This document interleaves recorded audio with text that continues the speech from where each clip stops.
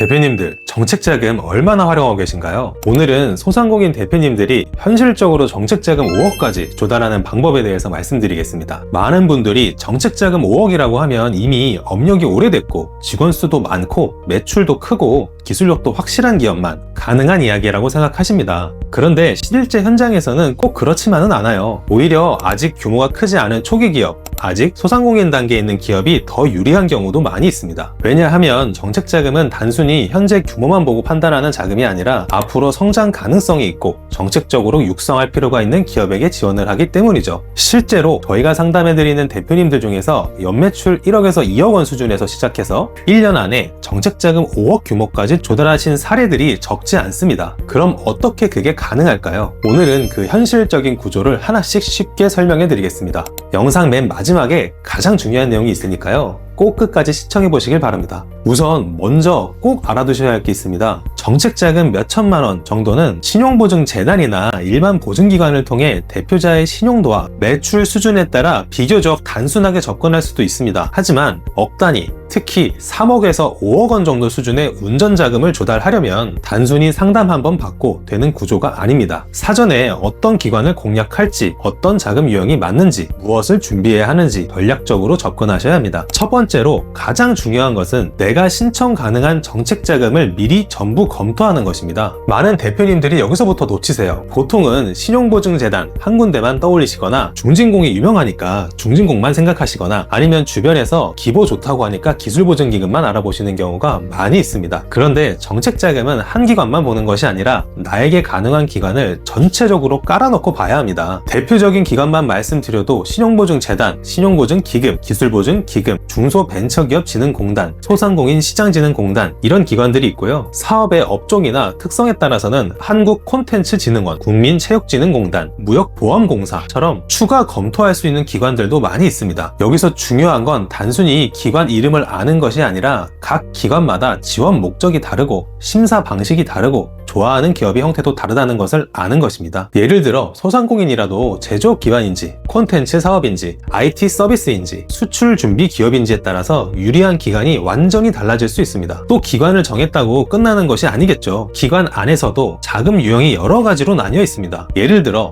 직접자금 안에서도 창업자금, 운전자금, 긴급경영 안정자금, 성장 단계별 자금처럼 세부 상품이 나뉘고 보증기관 역시 일반 보증, 우대보증, 특화보증처럼 접근 방식이 달라집니다. 그래서 대표님 회사의 현재 상황을 먼저 정리하셔야 됩니다. 업력이 몇 년인지, 대표자의 연령이 어떻게 되는지, 업종이 제조인지 서비스인지, 기술성이 있는지, 직원 수는 몇 명인지, 매출 규모는 어느 정도인지, 앞으로 자금이 왜 필요한지 이 내용들을 먼저 정리한 다음에 어떤 기관, 어떤 자금 상품이 맞는지 역으로 골라내셔야 합니다. 이 과정부터 제대로 하면 같은 회사라도 받을 수 있는 자금 규모가 완전히 달라집니다. 두 번째로 중요한 것은 동시간에 여러 자금을 한 번에 진행해야 합니다. 이 부분은 정말 많은 대표님들이 모르고 계세요. 정책자금을 한 군데에서 탈락하면 그 다음 기관을 알아보는 식으로 순차적으로 움직이면 너무 늦어집니다. 좋은 자금은 예산이 빨리 소진되고 심사 기간도 길고 한 군데씩 차례대로 도전하다 보면 6개월, 1년은 그냥 지나가 버립니다. 그래서 내가 신청 가능한 기관과 자금 유형이 정리되어 있다면 최대한 비슷한 시기에 같이 움직여야 합니다. 물론 아무 기관이나 무조건 동시에 넣을 수는 없겠죠. 기관별로 동시 진행이 가능한 경우와 어려운 경우가 있습니다. 이걸 이해하기 위해서는 직접자금과 간접자금을 간단하게 구분하실 필요가 있어요. 간접자금은 기관이 직접 돈을 빌려주는 것이 아니라 보증서를 발급해주고 그 보증서를 담보로 은행에서 대출이 실행되는 방식입니다. 대표적으로 신용보증재단, 신용보증기금, 기술보증기금 같은 기관이 여기에 해당합니다. 반면에 직접자금은 기관이 보증서만 주는 것이 아니라 자금을 직접 지원해주는 구조입니다. 대표적으로 중소벤처기업진흥공단이나 소상공인 시장진흥공단 같은 기관들이 이 범주로 들어갑니다. 이 구조를 이해하시면 왜 동시진행 전략이 중요한지 보이실 거예요. 간접자금 기관끼리는 일반적으로 같은 시기에 중복 진행이 쉽지 않습니다. 예를 들어서 신용보증재단 보증을 진행하고 있는데 동시에 신용보증기금이나 기술보증기금 보증을 같은 목적 자금으로 함께 밀어붙이기에는 어려운 경우가 많이 있습니다. 하지만 간접자금 하나와 직접자금을 같이 진행할 수 있는 경우는 많이 있습니다. 있습니다. 또한 직접 자금과 직접 자금 역시 성격이 다르면 함께 접근하는 경우가 많이 있습니다. 요약하자면 전략은 단순합니다. 나에게 가장 유리한 간접 자금 기관 하나를 잘 고르시고 동시에 내가 해당되는 직접 자금들을 최대한 동시에 같이 진행하는 것입니다. 예를 들어 보증기관에서 1, 2억 정도를 확보하고 중진공이나 소진공 같은 직접 자금에서 추가 한도를 확보하면 총액 기준으로 5억 전후까지도 충분히 현실적인 그림이 될 수 있습니다. 소상공인 규모에서는 중요한 건 한 군데에서 5억을 받는다는 생각이 아니라 여러 기관의 자금을 부조적으로 조합해서 5억을 만든다는 개념으로 접근하시는 것이 현실적입니다. 정책자금 5억은 특별한 한방이 아니라 전략적인 조합의 결과입니다. 다음 세 번째로 중요한 것은 가점 사항과 심사 포인트를 미리 확보하는 것입니다. 정책자금은 일반 신용대출처럼 매출 얼마, 신용점수 얼마만 보고 끝나는 자금이 아닙니다. 정부나 공공기관 입장에서는 이 기업에 왜 지원해야 하는지 이유가 있어야 합니다. 즉 정책적으로 육성할 만한 기업이라는 설득 포인트가 필요합니다. 그래서 대표님 회사에 가점이 될 수 있는 요소들을 최대한 챙겨두시는 것이 좋습니다. 대표적으로 많이 알려진 것은 특허 등록, 기업부설 연구소, 벤처기업 인증, ISO 인증 같은 항목들입니다.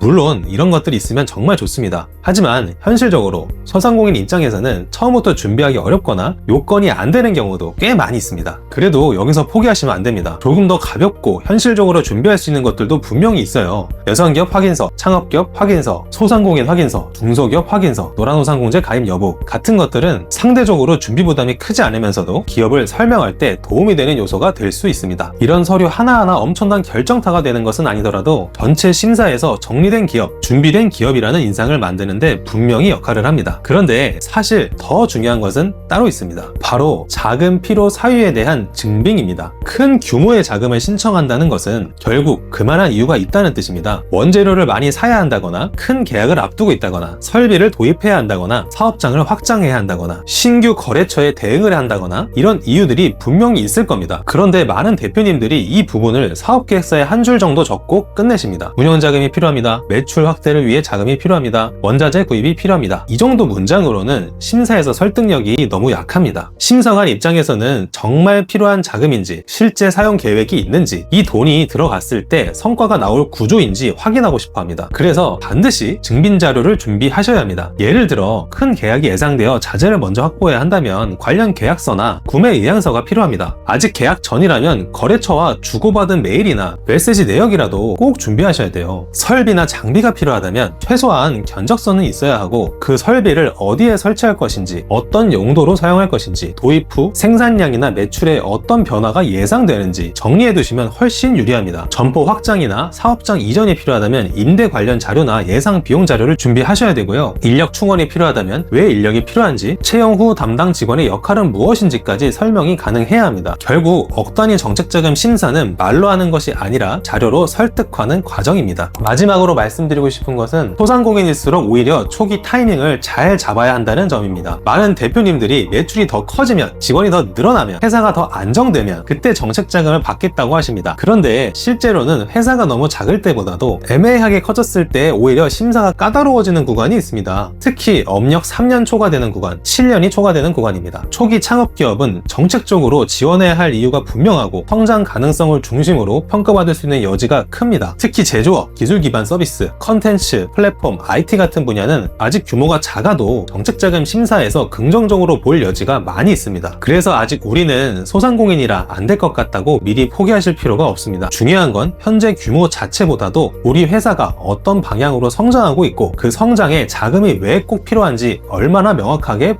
보여주느냐입니다. 소상공인 정책자금 5억 받는 방법은 절대 허황된 이야기가 아닙니다. 다만 한 군데만 보고 접근해서는 어렵죠. 첫째, 나에게 가능한 기간과 자금 유형을 전부 검토해야 하고, 둘째, 직접 자금과 간접 자금 구조를 이해하고 동시 진행 전략을 세워야 됩니다. 셋째, 가점 요소와 자금 필요 사유에 대한 증빙 자료를 미리 준비해야 합니다. 이 세 가지가 갖춰지면 소상공인 단계의 기업도 충분히 큰 규모의 정책자금을 현실적으로 조달할 수 있습니다. 정책자금은 회사가 다 커진 뒤에 받는 돈이 아니라 회사를 키우기에 먼저 활용하는 도구입니다. 그래서 지금 규모가 작다고 미루기보다 지금 내 회사가 어떤 자금에 맞는지부터 정확히 점검해 보시는 것이 가장 중요합니다. 우리 회사도 실제 어떤 기관이 가능할지, 동시 진행이 어디까지 가능한지, 정책자금 5억 구조로 설계가 가능한지 궁금하시다면 상담을 통해 구체적으로 점검해 보셔도 좋겠습니다. 앞으로도 대표님들 사업 운영과 자금 조달에 실질적으로 도움이 되는 내용들을 쉽게 정리해서 계속 알려드리겠습니다. 영상이 도움이 되셨다면 구독과 알림 설정 부탁드립니다. 부탁드립니다. 감사합니다.